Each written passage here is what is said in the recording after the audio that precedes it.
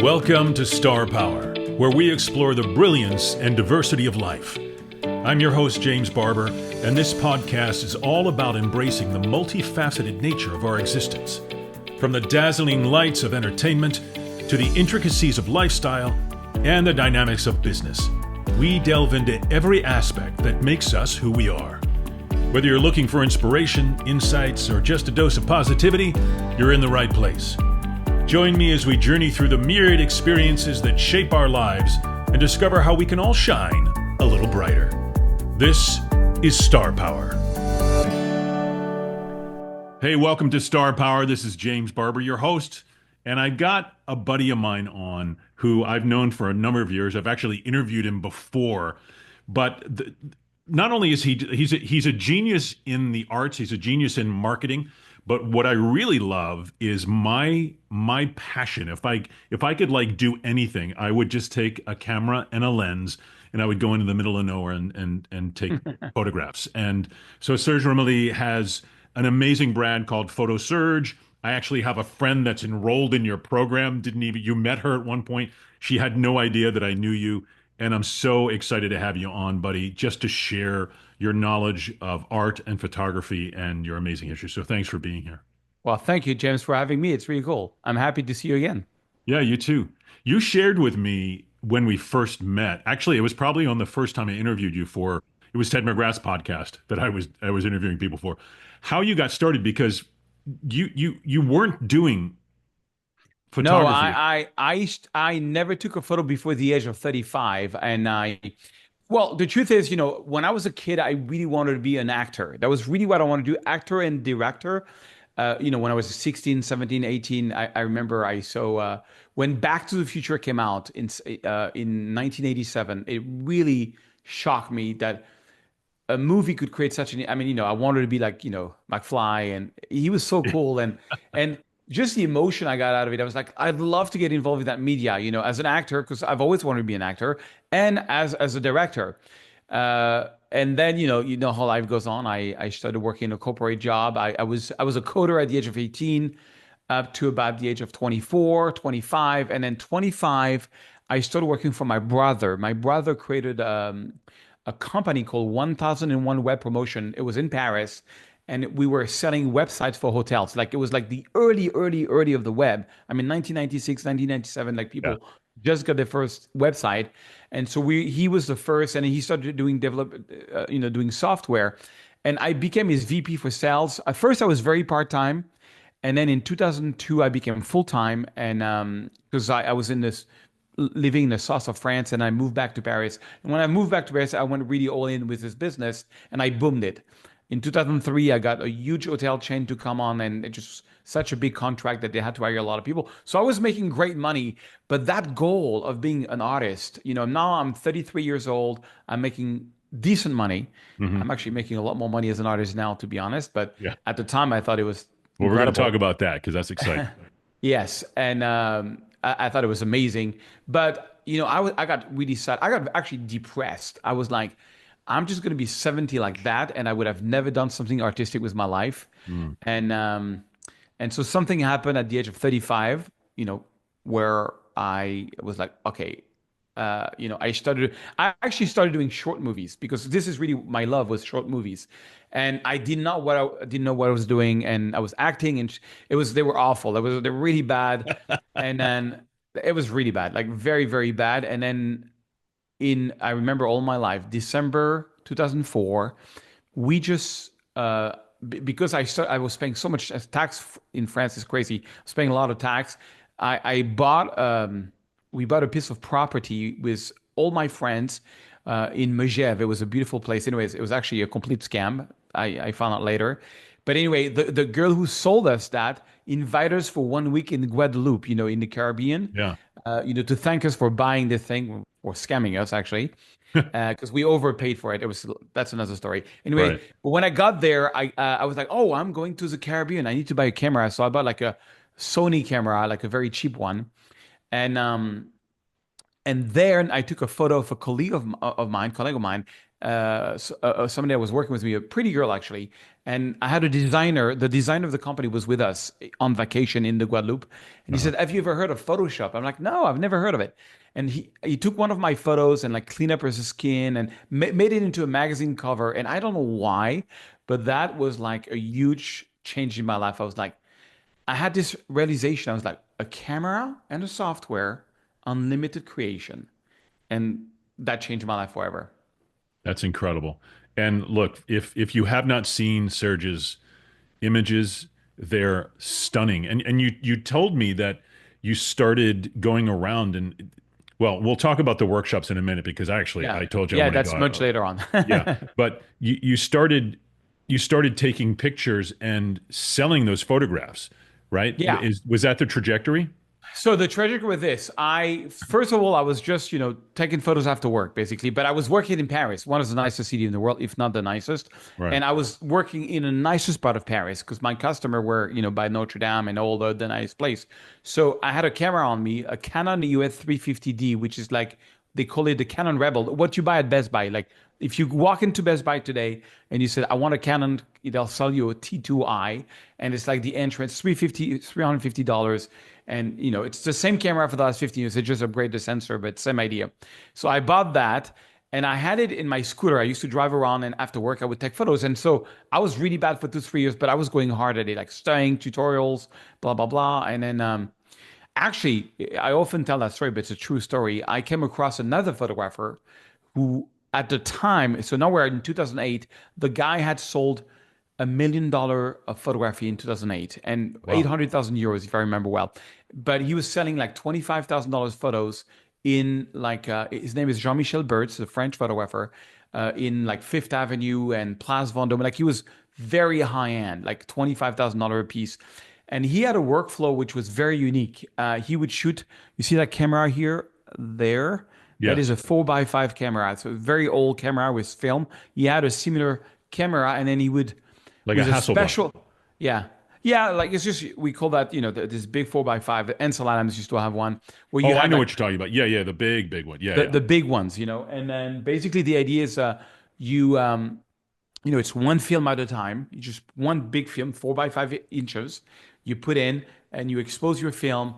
And then he had found a film in Japan that had a lot of dynamic range, meaning if you take a photo outside, you could see the clouds and you could see also the people at the same time in the same shot, which is a problem film has. Anyways, it was a special film from Japan, and then he would scan it. That was his workflow. He would scan it in a special scanner. It was $250 per scan, one Whoa. photo.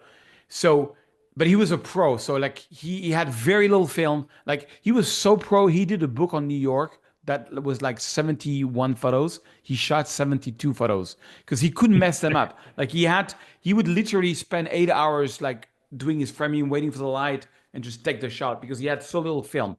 Anyway, so that made him special. And then he would scan it in 100 million pixel scan. And then he would what we call dodge and burn the photo and clean it up in Photoshop. Dodge and burn means making darker or brighter certain part of the photos, but locally, like, you darken the sky, you brighten the face, because the human eyes goes to what is the brightest. So you always make something brighter in the middle and a bit darker around. Anyway, he would do a lot of Photoshop on it. And it gave you this sort of like old meets the new world kind of photography, huge prints. I mean, the whole process was costly because I think it would cost him $2,000 to $3,000 to do one print. And Wow. what amazed me, he's been doing it for 35 years. What amazed me is that, like, the fact that he was only using one 35 millimeter lens, which is the human eye vision. It's not too wide, it's not too narrow. It's what a human see. And he was doing everything. He did like 12 books with that one lens. It was a $45 lens that he bought on eBay. He would never shoot it with anything else. And it was really, so that's when I realized first, wow, composition is a big subject. Like, taking the time to make the photo and not just take the photo. And then he taught me the Photoshop aspect of things. And that was the reason I'm saying this is I encourage anybody, whether it's with me or with somebody else, like if you can work with a professional for a few days, it will change your life. I spent 4 years trying to figure it by myself. That's why I do workshop today. And then I went on to be his assistant in Israel. He was doing a book on Israel, on Jerusalem. So we went to well, mostly Jerusalem, but also Tel Aviv, and and I was his assistant, so I could see exactly how he was doing it for like 4 or 5 days, and it changed my life overnight. Overnight, my photography became 100 times better, better composed, better retouched, better everything. And that was a. I'm just giving you like the big dates that Yeah. moved the I needle just want for to say me. something because there's a parallel for me when you're talking about composition just to life. And Mm, I think so often, and this is part of why I do the show, it's not just like, tell me about this, but it's how it relates to us as mm, people, as individuals, as beings. Your ability to create composition frames things. The composition is the framing and the structure of mm. how the photograph is going to be. And I think so often in life, we just pass by our composition. We're just running through. It's like, take a moment, get the structure, see where you want to go, plan it Yeah, out, you know, 100%, a you hundred know, percent, like I'm a just hundred looking percent. at your studio. We talked about it before we went live, about your studio, just the aesthetic. At first I was like, wait a minute, is that real? And you're like, yeah, it's totally real. And you're Yeah. doing the aesthetic and the composition of what you're talking about, even on this podcast for when you guys see it, because right now it's just audio, but when you see the video, you'll see what Serge is talking about. Well, So thank you. Yeah. yeah, I love creating beautiful images. It's been haunting me for many, many years through different media. And, but the problem is at the time, now we're in 2008. So now I know how to take great photos, but I got 4 kids, Mhm. 4 teenagers between, at the time, I would say like 14 to 20, and, a house, mortgage, 2 cars. I needed $10,000 just to paycheck to paycheck. You know how that goes. I know you I have a lot do. of kids Yeah. too. And it's just, ugh. And it was like, and now I'm 39, and now I'm 38, 39 years old. And I'm like, this, I'm going to get eaten alive by my financial planning, my need of money, my paycheck to paycheck, and I'll never have the life that I want to have. And, so it's a long story, but we have time. Yeah, I I want to just hear give it. you the key dates. Key date number one, I go see my brother. I say, hey, Vincent, love your company. We've been together for 10 years, but like I'm addicted to photography. I want to get into acting. I want to get into directing. I want to get into taking photos. Like I just want to do that for the rest of my life. It just excites me so much. And at the time he was trying to sell his company, he says, well, you know what? Stay. So that's 2007. Stay one more year. 2007, I started getting hooked. And I stay one more year, and he was like, sorry, I couldn't sell it. The company is not structured well enough. I don't have a solution for you. So do whatever you want. It's your life. You got to decide. But I had no solution. So in May 2008, my wife and I said, okay, I wanted to be so bad an artist that we said, okay, let's sell our house. We had about $200,000 of equity in the house. And my wife just said, and it's actually a good thing she said that because you will understand why. She said, the house, let's repaint it. And this is May 2008. By the time we're done with painting and vacation, it's September 2008. We put it on the market. What happened in September 2008? The subprime. The result, I mean, this is a very unique house. It's a house 20 minutes away from the heart of Paris in the wood. Like a house like this is maybe 100 like it's very special, super easy to sell, except with a subprime, it didn't go at all. 1 month, 2 months, 3 months, 6 months, 7 months, 8 months, 9 months goes by and the house doesn't sell.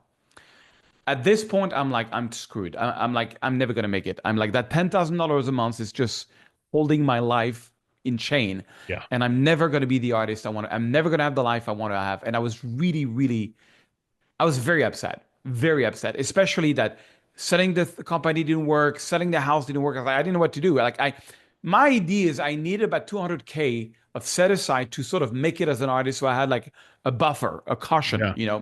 a security. And it's funny because, to be honest, when I started working on my brother's company, I had never worked for a company. I've never been like self-employed or never ran a company in my life. I always worked for somebody as a coder or for my brother. I never Hmm. was my own boss. Yeah. And I had this misconception that I couldn't be my own boss. Like my reality on life was that, yeah, I can work for other people. I can work for my brother. He's a genius, but I can't be by myself. And I remember talking to a friend and I was very upset. I was literally crying. It was like, what are you talking about? Like, First of all, you're the vice president for sales.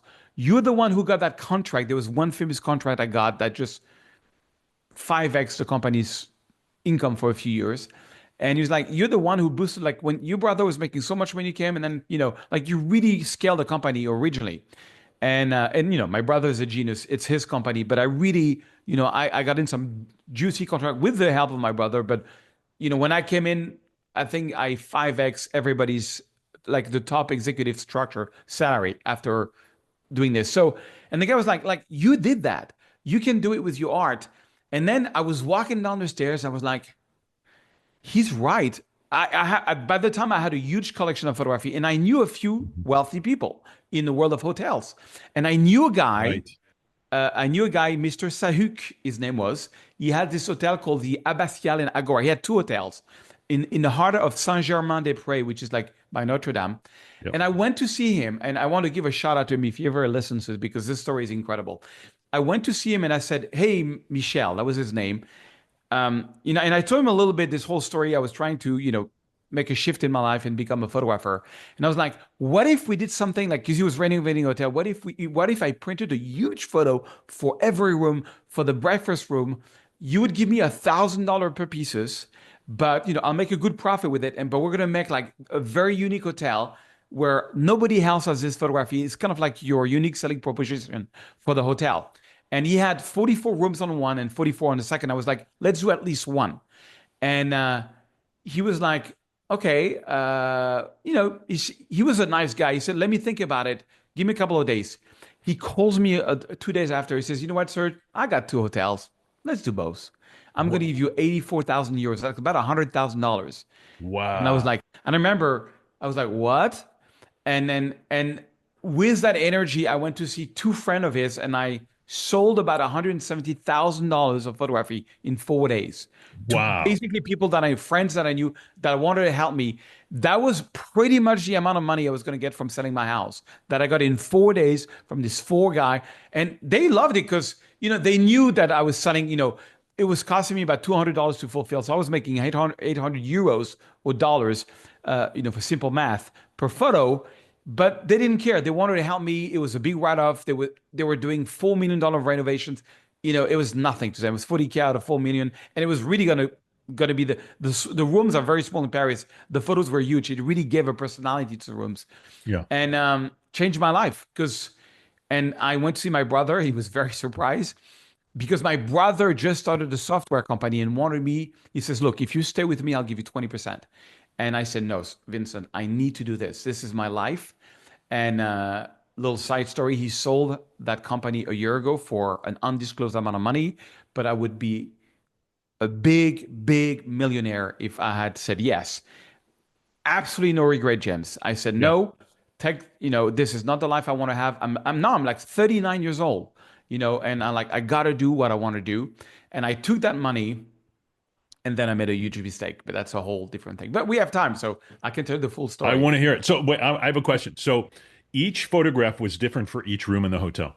Absolutely, yeah. Yeah, I've been shooting for 5 years, but the last year my photography got really good since I became the assistant of that guy. Because Mhm.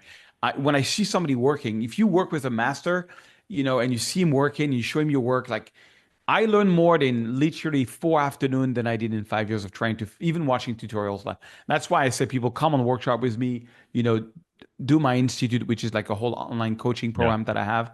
Because being, watching tutorials is one thing, showing your work to a master, he was a master, and then getting an instant feedback and seeing how he does it. I mean, I was like, boom, boom. I honestly figured out photography in 4 afternoons. It was It, insane. that's amazing. It's the doingness, right? I talk about it too. Like so many people are like, well, I want to do this, I want to do that. I talk about it. I talk, well, go and do it. Go and actually, until you do it, you're not going to understand. And then Yeah. go to somebody who know. In my book that I wrote during COVID, it's called The Artist Survival Guide, What They Never Yeah, Taught I, You in I have School, it. It's right? great. Yeah, right. So I talk about the road less traveled, right? The idea like, well, you're this, let's say we're an artist, right? Cut the road. You're your own person and you're cutting through the forest, the jungle. Best case scenario, you're going to be late to the other side. Worst case scenario, there's snakes, there's whatever. You get stuck, Right. you never arrive. And I thought, just to the right of, or that's my left, just to the right of the jungle is a road. Mm, And Serge has driven that road and he's been successful in getting there. mm. Why don't I just take the road that he's taken, take the road more traveled by somebody who knows what they're doing and how to get there? Oh, yeah. Then once you arrive, you put your own stamp on what you're doing. Yeah. Yeah. What I was mean, the like thing? What was the thing though? Was there one thing that you took from working with him for those 4 days? mostly composition and the way he was retouching his photos, like the way he was framing his photo. Because I was with him, you see, the problem that we have is one, there's a definition of composition I love, which is the arrangement of elements in a work of art to convey a message. So you're trying to communicate a story, right? And so the first question is, what is the story I want to tell? Two, what can I take out that does not contribute to the story? And three, what can I add that's going to contribute to the story? A lot of people, when they take photos with a phone or with a camera, there's like a trash can there. There's a bicycle that's halfway in and out. Yeah. There is, you know, it's it's like, what's the story you're trying to tell? Is it the church? Is it a tree? Is it that homeless guy on the left? Is it that, trash can there? So often in the real world we have too much. So what I got of it is how clean his composition was, because you see the busy world and he was like, yeah, but if I move a little bit here and I use this, that's going to give me depth and I'm going to use that way. And there's like tricks like the rule of third, foreground, middle ground, background, leading lines. I mean, I can get technical on composition, but the main idea is a strong story. Big great photographer, you see a photo, you're like, oh wow, you get it. You see the message right away, and they make a photo, they don't just take a photo. It's very similar to movie making. I've shot a few things in movies. It's very similar. It's like, Steven Spielberg is a master at composition, how everything lines up perfectly. Every object is there in the scene for a purpose. The way the camera is going to move from the phone to the door opening, to the guy walking in, then to the window. It's everything is like, what is the story I'm trying to tell? And so that's the main thing I got out of him. And then he's incredible. The whole Ansel Adams, I don't know if you know who Ansel Adams I do, is, yeah. very famous, adventure photographer from the 30s, 40s, 50s, Yep. workflow of dodge and burn, making part of a photo darker and brighter. And he showed me in Photoshop, and I improved the workflow in Lightroom, which is an easier software to use than Photoshop. It's actually called Photoshop Lightroom. It's the same family. Right. And so that's It's what I ironic teach a because lot. I have both and I rarely ever, if ever, use Lightroom. I just don't, I'm like, it's foreign to me. I have to take your class. Yeah, I mean, Lightroom is more a catalog software, and it does, meaning like I got over 400,000 photos, so I use Lightroom I know where all my photos are. I have collections, because otherwise you get lost. And then now Lightroom is just a developing software. It's like the equivalent of Camera Raw, if you want to get technical in Photoshop, meaning when you shoot RAW, which is an unretouched photo, meaning it's the raw data from the camera, which is a setting you have to put, but that's the way to go about it. You then Mhm. have to develop the photo either in Camera Raw or in Lightroom. The reason I use Lightroom is I use the catalog feature to know where my photos are. I could just use Camera Raw in Photoshop because it's Camera Raw, Lightroom. The develop module is exactly the same. The Really? only difference is the catalog feature, to just know where your photos are. So just a a novice question because they're both Adobe products. Yeah. Did they create them for like the high-end user to be able to catalog versus just the occasional user in Photoshop? Yeah, and Photoshop interface is very confusing. In fact, Photoshop, a lot of people don't realize this, but Photoshop is two different software. Camera Raw. So if you double click on the raw file, it's going to open Camera Raw where you Hmm. develop your photo. Once you've done developing, you can put it into Photoshop and then you can erase stuff, change the sky, add a Yeah. spaceship, whatever you want to do. That's Photoshop features. And so Lightroom only has that feature. Camera Raw is in Lightroom. And except you have this catalog feature, you have other things like you can make books with Lightroom, which I've done a few.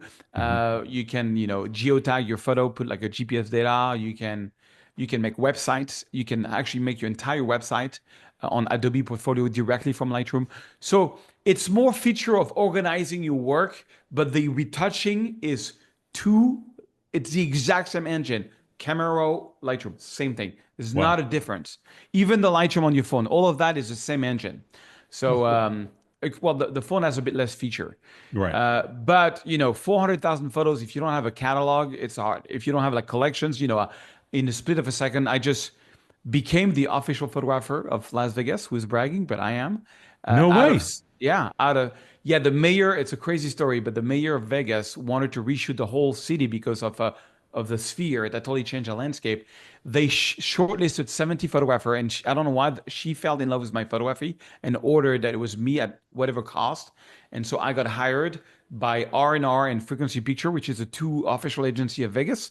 And I reshot the entire city with helicopters, two drones, Whoa. closing street, spent Holy 45 minutes. moly. Yeah, yeah. It Well, was the biggest so contract of my let's get into life. this because that's another trajectory after you've done the photographs for the hotels, because then I still like you haven't told the story about creating your books and going to the cities, right? Well, let me back it up. So I get this $150,000. I quit my job, which honestly upset a lot my brother. We didn't talk for 8 years. He did not expect me to leave. And Wow. I messed up also because I messed up. I really messed up. Like he just wanted to really help me, and I took it that he wanted to buy me, which was not his intention. Anyway, we're not very good friends anymore. He did a lot for me. Like I owe him a lot. Like, when I joined the company, he gave me the best customers. He was giving them to me. He really even the biggest contract I ever did was kind of because of him, and I made a lot of money on a contract. So he really helped me a lot, and he gave me the most generous thing ever. I mean, who turns down millions of dollars, and I did Yeah. because I had to be a 9 to 6 into an office, and I just want to be outside taking photos. I mean, it's really, but I made millions of dollars as a photographer, so no regrets. Not as much if I had stayed with him. I'm much poorer than if I stayed with him because he's much, but once you get a good house and a good car, money is whatever. You know what I mean? Yeah. I think for me, a life, well lived is, did you do what you wanted to do, and were people happy that you lived? That's really my two things I go by. Try to help as much people as I can, but I also want to do what I want to do. Yeah. Of course. Anyways, so I get that money, and then I do the biggest mistake ever. Is that I really want to be an actor, and I meet these two guys. One is a screenwriter, one is the director. Not very good people, very talented, but not very good. And it's also my fault. I make a deal with them that because I'm really good on money, I know a lot of wealthy people, and they were like, "Oh, can you help us produce this movie? And if you do, then this other movie will get you to play a part." Because they knew I wanted to be an actor. They had a lot of scripts at the time, 4 or 5 scripts, and they were like, "Okay, if you help us do this movie, then you can get that script and you'll direct it and you'll be the lead," or that's what I understood. Yeah. But the problem is when you produce a movie, you don't get paid. You have to find money. You have to, and you don't get paid. So it's like, and so I spent 2.5 years producing the first movie, and I just burned all my set aside. Plus, we Wow. had some issue on the house. And now 2 years later, I mean, I'm still enjoying photos. I'm doing a little bit of photo on the side, and I got to tell you, sorry, it's a bit long, but it's I just give you the key moments that really changed my life.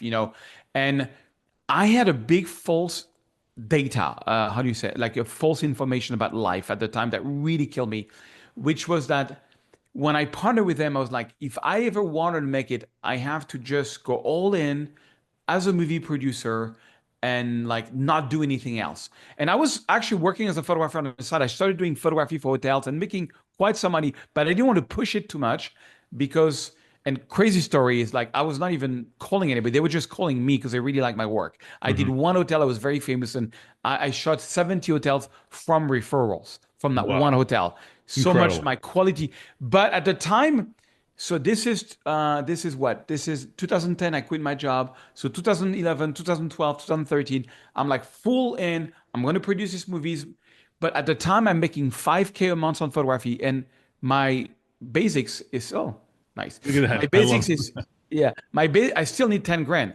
So I'm literally borrowing 5K a month for. I mean, first using my set aside, but then I go into debts. And 2, 3 years into it, like I find these people not really honest. They're not really doing much. They're kind of using, I do find money for them, but they use it to pay their rent and their living. They Wow. don't really produce the movie. And then something happens. I have a conversation with them where they're like, you know, we don't care about your goals about being an actor or a director. We just want you to, produce movies for us. And I realize that I'm never like, they don't believe, they don't think I'm a good actor. They don't think I'm a good director. They think they're the best. And they're like, they're never, ever, ever going to give me a directing job. They just want to use me for money. Hmm. And then when I realized that, that's when I start. So this is 2013. Then I started my YouTube channel. I remember I had a conversation with them where they're like, "No, you will, look, your thing is to produce a movie, find us some money, forget about this acting thing." Like literally telling me this, and I'm like, "What are you talking about? We had a deal. Like, if I help you this," and they were like, "No, yeah, come on, that was 3 years ago. Like, right now you are a producer or you're not. If not, we'll find another producer." Anyway, big fight with them. I remember I drove home. And I was like, I gotta do something on my goals. If I don't do something, because now I have no more money. I'm like, I'm very, very, very, I'm like that much close to go back see my brother, except we haven't talked in 3 years. Can you please take me back on, as a VP for sales? But I'm like, I'd rather die than this happens. And so I remember I was driving on a scooter back home and I was very, very upset. And it's not a good idea to drive when you're very upset, especially when it rains in Paris. And I got almost into a car accident. I was very upset. And I was like, what can I do to just move the needle on what I want to do in this life? And I was like, I had this idea. It's like, what if I do a comedy YouTube channel? I'm like, comedy. I don't have that much ideas. Oh, okay. I'm going to teach photography, but with this little spin of comedy. It was like, bonjour, mesdames et messieurs, little French accent, something like that. And funny story, episode one, I just was so upset. I wanted to do something. Never been in front of the camera in my life. So I turn on the camera and I make a mistake on the mic. And instead of using the lavalier that's on my shirt, the sound comes from like 10 feet away from another mic. And so there's this huge echo. Hello, hello, bonjour, bonjour. And I do episode one. And like, that's how little I know about doing this stuff. Right. And the first three episodes, I do like the way I remember the buddy of mine comes on, is like, "Oh, you're using this wrong." And he just clicked that little switch. And then all of a sudden the lavalier worked. Anyway, if you look my first three videos, it's like I'm talking to a church. But this is 2013, and my YouTube videos, James, go completely bananas viral.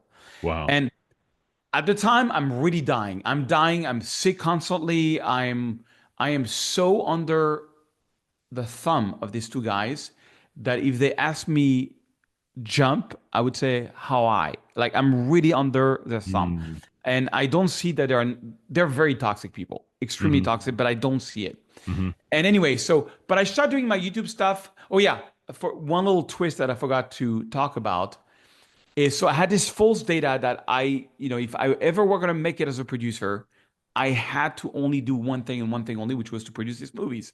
And so I was refusing to work on the side, like, because I started doing a bit of tutorials, a little bit on photography. There was a French website called tuto.com. And I started doing tutorials because people were asking me, like, how do you do this? So in French, teaching it. And like in a few weeks, I became almost the number one on the platform, number two on the platform. I was like, wow, I got a talent for this. And I was making like $1,000, $2,000 a month. It started, and then I was making $3,000, $4,000 a month shooting hotels, but I was stopping myself from doing this because I had to produce this movie because they were gonna give me this big other movie. And and then I read Steve Jobs biography and this book changed my life completely because the Walter Isaacson version is the one I read, which I don't really like Walter Isaacson, to be honest, because he really portrays Steve Jobs as a mean motherfucker. Sorry for the bad words, but that's how he really portrays him in the book. And I read also Ed Calmuth, in Creative Inc. I don't know if you read this book where he talks about Pixar and talks about how the book is not really fair to Steve Jobs.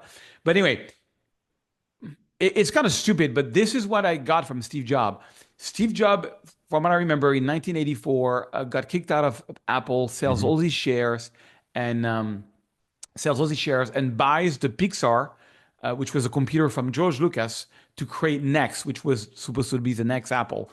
And he has so he's creating this company called Next, and he's not really wanting to get into movie making, but this guy, James Lasseter, I don't forget the whole story, but the idea was that he made a short movie that then became Toy Story.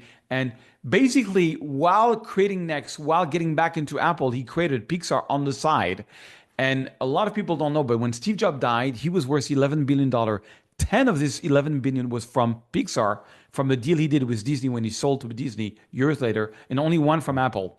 And I was like, this guy is actually, basically Steve Jobs was the most wealthy producer of all time, from a movie producer side, or one of the most wealthy. And I was like, that's so interesting because he was, creating next and getting back into Apple and still doing Pixar, like doing a lot of things. And when I closed the book, I was like, why am I not just like going all in on photography, selling photos, doing tutorials, trying to just develop this business while I produce a movie instead of just dying producing that movie? And I remember I was so under their thumb, so under that oppression that I called them up. I was like, oh, I've got this idea. I'm going to develop this photography thing. If you allow me to do it, which is like, why do I even ask? I'll give you a half. And they were like, nah, we don't care. We don't really believe in that. You just get us money for our next lunch and we'll talk later. Because that was really what was happening. Anyways, and then one day they stole money from me. One day they did something horrible, which I'm not going to go into. And I'm like, this is like, these people are toxic. One day I really faced that and I like got them out of my life, sold my shares. They never paid for it and said, bye, bye.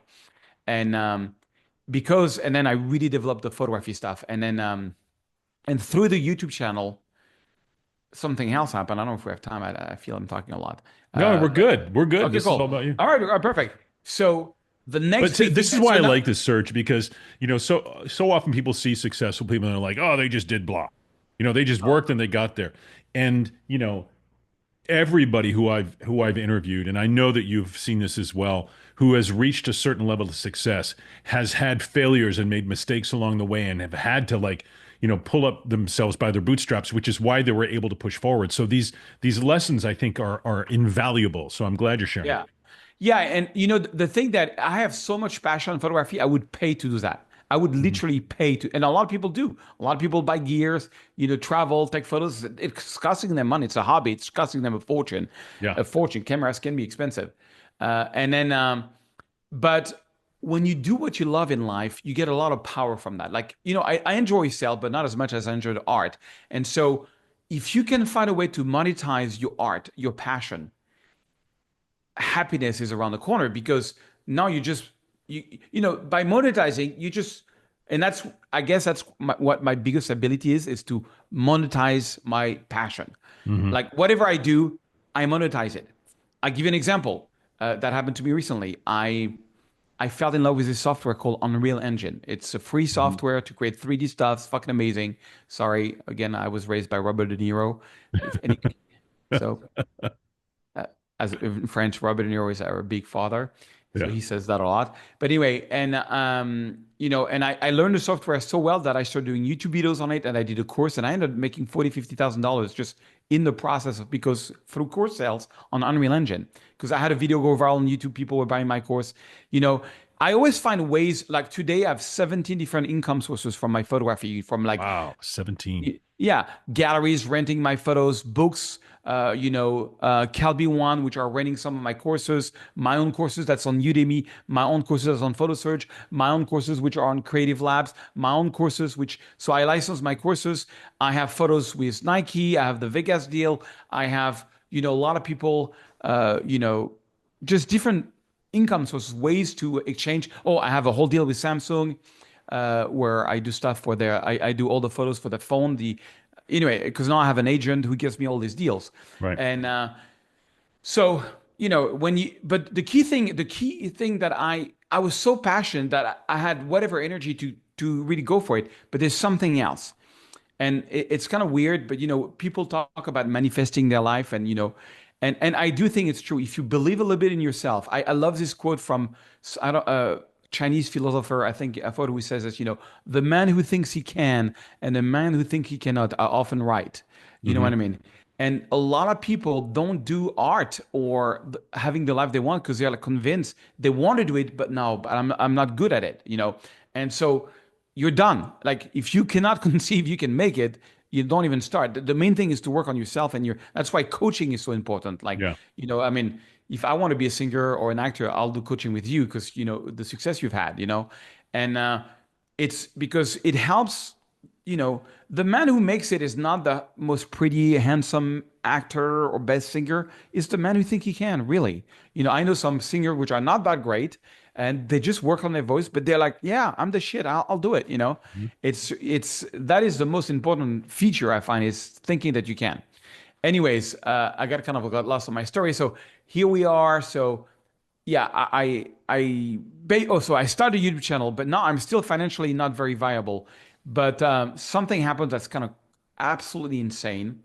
Is I get a phone call like 5 YouTube videos in, and that's also why I tell people you should go all in on social media, because going only on social media, just doing, but don't do social media to do social media. Give value on what you love to do. That's the most important part. So anyway, I was doing all these tutorials and I get a call from the head of the Leonardo da Vinci School, which is like a web mastering school, marketing slash web mastering school in La Défense, which is very basically Paris suburb, the business district of Paris. Biggest marketing school in France, number one, like biggest, like 2,000 students. The building is huge. They invite me. I see the head of the school. It's like I mean, this is 2013. I'm the first guy on YouTube doing videos on photography. Now it's very crowded, but at the time there was like 5 guys and me. And I was French. And it's funny because I was doing it in English, but they were French. They because of they could understand me because I have this French accent. Right. Anyway, they said, "Look, we love your stuff. We love your YouTube channel. We have these 6 students. They're pro in marketing. We want to make it a school project to boom your business. They're going to do your logo. They're going to do your website, WordPress. They're going to collect emails. They're going to help you build your first course. They're going to help you to do a newsletter. They're going to help you make a store because I didn't have all that. Right. And then they're going to launch it. It's going to be your project." I'm like, "Thank you very much." And so the funny thing is, the day I discovered that these guys, stole some money and they were really toxic people, and I'm really, I stop.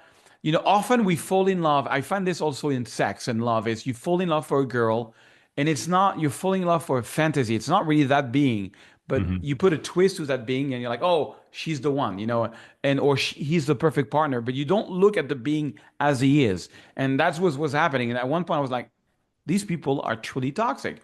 So anyway, I I said, guys, I'm leaving. Bye bye. Okay, we don't agree. Fine, no problem. I'm gonna go my way. And it was a big upset. Well, I gave it my shares. And the day I signed, it was on a Monday. On the Monday, June 2013, I signed to sell my shares off with these guys and never to see them again. The next morning, the school's like, "Oh, by the way, we're done. We're releasing your new website. Thank you for giving us your first course. We collected 5,000 emails. We're sending an email." And I start making $10,000 per day, Monday, Oh my Tuesday, God. Wednesday. And I make $52,000, like literally or $40,000 by Friday night. And I'm like, Wow. I had never made more than $15,000 in my life. And it's like so weird because I was that close to go back to find a 9 to 5. And now I got $42,000. And like, even the school was like, "Oh, we did not expect that at all." So I even offered computers to the school to thank them. I was like, and it became my business. And I have grown from there, if I can say, and then I started getting more and more higher contracts. But it was really that school that put me on the map. And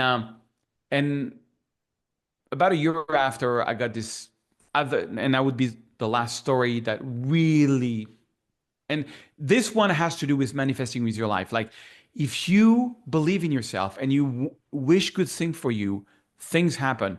The thing is, like, if you're connected to toxic people, if you're doing something that you don't really like, and you're not taking full responsibility for your life, this is not going to happen. But when you are finally, after all this failure, doing what you really want to do, miracle starts to happen. And this is going to be my final story, but it's the most incredible of all time. I want to hear it. I So now I'm making great money with my tutorials. I don't have to go back to 9 to 5. I build a marketing team, but it's things starts to go a little lower, and I'm a little worried. I don't really know what I'm doing in marketing, and and I spend all the money I made, and I'm like, "Ugh," getting stressed again here, and and then the guy, Jean-Michel Bertz, the guy who was the assistant years before, said he gave me the idea to sell my work in something called Yellow Corner. Now, a lot of people don't know this, but Yellow Corner is the biggest art network on the planet. It's 120 galleries privately owned by but 2 guys exactly. Wow. Alexandre Demess and Pierre-Antoine Bréat. And they are like McDonald's locations, meaning like, you know, in Paris, they are like in front of the, they were in the Louvre, or they had a gallery in the Louvre, believe it or not. When you go see the La Joconde from Da Vinci, you would pass by the gallery. They have one in Saint-Germain-des-Prés, which is like the most upscale, the most foot traffic places in Paris, 120 around the world. And they don't pay really well. They give you only 7% royalties, which is very low, but they do super high volumes. The whole model is like, we'll pick the best photographer. You can buy the best photographer feature from $300 to $2,000. They even have $75. So it's a mass market thing, but it's volume. Right. And so he's and I've been actually emailing them my photos for years and they never answer. Never ever in a million year. And but my YouTube channel was blowing up. My YouTube channel was blowing up because, it was just I took that decision. And I Mhm. just passed 100,000 followers on YouTube. And I looked at their YouTube channel and I see they only have 5,000 followers. And so I write to the CEO and I said, I just passed 100,000 followers on YouTube. You only have 5,000 followers. Maybe I can help. And and he- and actually, I was on the phone with Jean-Michel, said you should find a trick to get in there, and I do that trick. Instantly, the phone rings back. I'm still talking to Jean-Michel, and it's like, can you imagine? It's the CEO of Yellow Corner, and he goes, "Pick up, you never know." And it's the CEO of Yellow Corner. He picks up. I go see him, and he's like, I see him 3 days after, and he's like, "Okay, I'll take 3 photos just to check it out." And I'm like, 3 photos is not going to move much the needle for me, but all right, it's fine. I'll be in the galleries. And a week after he calls me, he says, when I grew up, when I went to business school, not grew up, when I went to business school, one of my best friends is the head of Flammarion, which is the biggest publisher in France. And we've always wanted to get into books. I looked at your website. You actually have that the school made. You have actually a lot of stuff there. Can I show you work to Flammarion, this biggest publisher in France, to see if they want to make a book? I'm like, yes, good idea. I like Of the idea. course. Of course, Why Serge. not? And then, but that's not the miracle. He calls me after. You'll see the miracle is kind of insane. He calls me after and he says, I spoke to them. They love your stuff. You know, let's sign a contract with them next week. We're just going to do one book on Paris for France. It's going to be amazing. I'm like, I am dancing because as a teacher of photography, to have actual books published, is a big, Yeah. big, big deal. Because people buy your stuff because they see me in galleries, they see my books and stuff like that. And so he calls me after. He says, "Okay, so we have this booking to sign the contract. 2 days or 3 days before we sign the contract, I get a random email from Hendrik Tenhaus, a German publisher, saying, 'Hey, and I've seen your new website done by the school. We love your stuff. We want to make a book about Paris.'" I'm like, "Funny you say that. On Tuesday, I'm signing with Flammarion, the biggest publisher in France." And he's like, and then we start an email because it's by email, 21 email in a day. But long story short, he's like, "Who is Yellow Corner?" I explain him. "Oh my God, they want to co-publish. I want to co-publish with them. Can you introduce me to the CEO?" "Yes, I can. We are much bigger than Flammarion. We are. If you sign with us, your book will be in China, in Barnes Nobles in USA, all over Europe. It'll be everywhere. If you sign with them, it's only going to be in France." And the guy is like insane. "I'm going to fly tomorrow with two of my top executives, and I want you to book me a lunch with the two owners of Yellow Corner, and I'm going to do one of the biggest publishing deal of the year." And I'm like, "Okay." I call them up. I come. We have this crazy lunch, and they decide to co-publish 100 books, and the first two books would be me. And I'm like, "What the freaking, etc." What the And freaking De Niro? exactly, what the freaking De Niro? And he's like, but we don't just want to do one book. We want to do two books. Can you do Paris and New York? And at the time, I'd been to New York one time. I had one photo. I'm like, "No, New York, no problem. You can have it in a few weeks." I was like, I'm just going to fly to New York because I had the Paris book ready. And the German guys left. We signed the contract. And then the two owners of Yellow Corner came to me. He's like, "Who are you? We were about to sign a contract with Florian. This guy came from Berlin, tried to prevent us from doing that. We believe there's something special in you. We're going to take 50 photos." And and crazy enough, so they took 50 photos from me, and that generated me with the books and some tutorials and some other stuff, but about $500,000 in a few months. And I was like, "Oh my gosh!" And this is when I moved to Hollywood, because the tax in France took about 70% of that money for the first year. I made another $500,000 the year after, and then I moved to Hollywood in 2014 because tax was just crazy. Hmm. Funny because a lot of people think California is the most expensive state tax, but not when you come from France. It was literally taxed were 4 times cheaper for me. Just Wow. the way you are on royalties as a photographer at that level, how there's threshold. So I moved to LA and then made a movie, and there's a different story there. But what's funny, if they had contacted me a week before, you know, they wouldn't be the Flammarion thing. It's kind of like you're trying to sell a house, it doesn't go for 2 years. You sell the house, and when you're about to go to the notary, somebody else wants to buy the house, and they get into this bid war. That's what happened to me. That bid war made it that I got the 50 photos, made it that I got this deal. I ended up doing 7 books with this publisher, and I'm actually doing number 8 in 2 months, which will be London. I'm going to London to make my number 8 book with them, and that really started my life. And now I have a big team as a photographer because I have the teaching sections and I have the royalty section, and and and it's I love it. Like I feel I'm retired since 14 years now, just doing what I love. It's absolutely insane. It's a dream come true.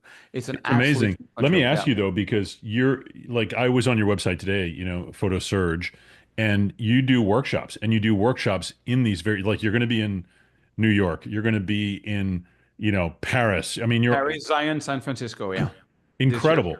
So, like, Yeah, yeah. So these talk are about like that very just a little high. bit because we have a few minutes left, and I want to make sure that number one, people understand that they can actually learn from you.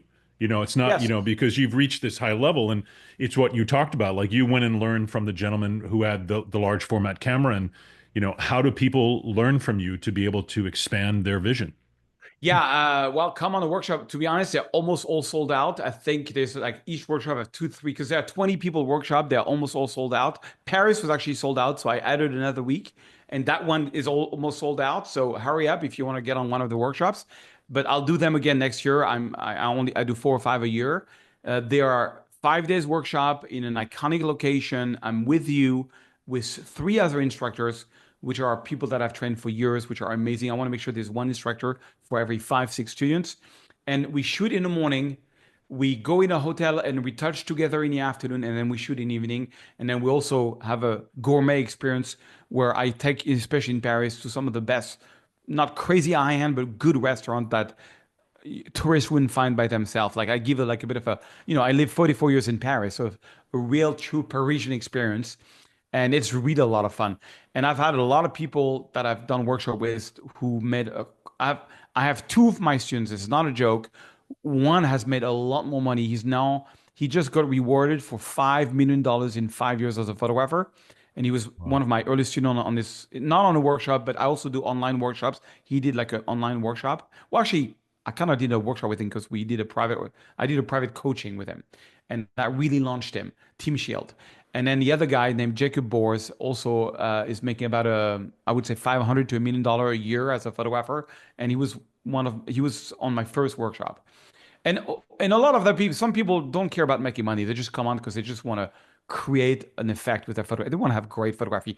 Most people are retired. Most people have been trying to take photos their whole life, and they're passionate, but they never got to work with a master. And I sort of became a master 20 years after, and I try to pass the baton to Yeah. this What's guy. amazing is that when I looked, I was like, oh, it was, a couple day workshop. I was like, oh, first day, second day, third day, fourth day, fifth. I'm like, It's a these are 5 day workshop in these most are places. huge.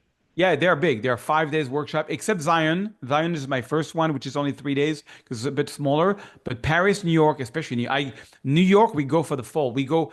I always try to calculate the best. I know you've been living in New York. We Mhm. do a lot of Central Park, end of October, last week of October, where the peak color of Central Park is amazing. I mean, you've Beautiful. been there. I know Yeah. you lived in New York, and it's pretty close to Broadway where you used to perform. Yep. And we do also Broadway. We do Times Square. We do Brooklyn Park. We do the High Line. We do Top of the Rock, and all the iconic New York shots, and also a few kind of confidential spot that I've done 2 books on New York, so I know the city really well. Actually, let me show you my books. Yeah. This is my latest Paris book. It's wrapped, but there are pretty big books.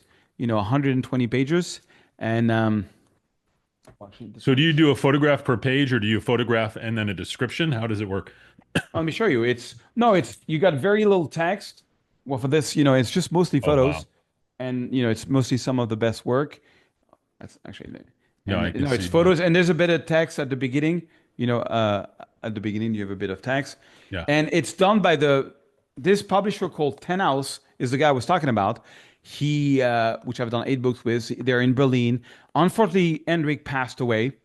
But actually, I just did my third book on New York, but it's called The Big Book, The Big New York Book. It's a $500 book with 10 photographer, each one of a chapter. I'm one of the chapter, and it's all sold out. It was for charity. It was a very big special edition. Anyway, so enough bragging. You see, the lesson that I learned the most is you got to do what you want to do in life, and you got to find a way to monetize it because you'll be able to do more of it, and you got to believe in yourself, Hmm. and don't ever connect with toxic people. And if you want to know, I have a great definition of someone who is toxic. Someone who's toxic is somebody you talk to, and when you're done talking, you feel smaller than you felt at the beginning. You just feel smaller. If you feel smaller in front of some people, these people don't want you to do well. Connect to people like James, me, or other mentors, people that want you to do well. That's very important because that almost killed me, to be honest. I think I Me was too, getting brother. sicker and sicker. I was losing my house when I was with him. Like Me too. literally, I couldn't pay my mortgage for 6 months. It was really bad. And oftentimes it's disguised as people are like, no, no, I want to help you. I'm Oh, doing this as a 100%. favor for you. But little do you know. So, Photo Surge is like, how do we like, obviously the website's incredible. What's the best Well, way? PhotoSurge is my tutorial website, and you have another one called SergeRamelliPhotos.com, which is only my books and photos. But PhotoSurge is if you want to learn what I do, come on one of my workshops. And Serge Ramelli Photo is just if you want to buy my books or enjoy or buy. You have a link also to all the galleries around the world. You buy my art. That's the two websites: Serge Ramelli Photos, PhotoSurge.com. Education versus actually selling the work. It's amazing. And I told you in the beginning that I have a very good friend when she's a photographer. She's taken some like she became the person that takes photographs when I do concerts or events. And we were talking. She goes, "Oh, I started to take this photo class, and it ended up it was you." And then I was like, "You got to be kidding me!" And she goes, "You know him? Of course I know him." Right? So huge Small fan. world. Yeah, very small world. So, buddy, I'm so grateful that you came on. I mean, you're such a joy. You're such an inspiration, not only artistically, but in life spiritually. I mean, you are those people, one of those people that you want to be around. I mean, I want to be around you all the time. And I'm grateful that you took the time to share your knowledge and your art with us. Well, thank you, James, for having me. And I'm going to binge watch you. I didn't know about your podcast. I knew about the one from Ted, but I looked at all the episodes. I want to listen to all of them. It seems to be very interesting. I love hearing also other people's stories. But like my favorite thing is movies or books about successful people. I think there's so many bad news in the world. The fact that Yeah. you're doing a podcast like this, all about success stories, amazing. Like turn off the news and listen to James. Exactly. I say that all the time. I say, turn off the noise. So I'm going to Yeah. take us out, buddy. So, as always, you hear these incredible people that have journeyed through their lives to become a success. And there are pitfalls along the way. But if you stay true, you stay focused, and as Serge was saying, remove the people that are not your allies, that are not your friends, and really keep going, you're going to get there. And as I end, I say, your destiny is waiting. It's up to you to go and get it. We'll see you on the next one. If you like the content of Star Power, we'd love to hear it. Give us a like and share it out to your friends.